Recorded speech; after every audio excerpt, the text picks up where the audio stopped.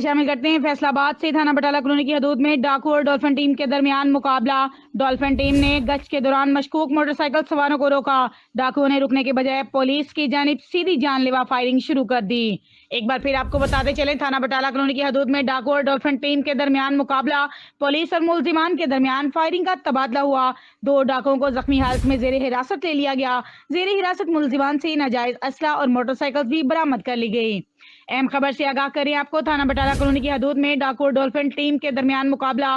Dolphin team ने गश्त के दौरान मशकूक मोटरसाइकिल सवारों को रोका। डाकुओं ने रुकने के बजाय सीधी जानलेवा फायरिंग शुरू कर दी। पुलिस और मुलजिमान के दरमियान फायरिंग का तबादला हुआ, जबकि 2 डाकुओं को जख्मी हालत में जेर हिरासत ले लिया। जख्मी डाकू को अस्पताल मुंतकिल कर दिया। पुलिस ने मजीद कार्रवाई का आगाज कर दिया।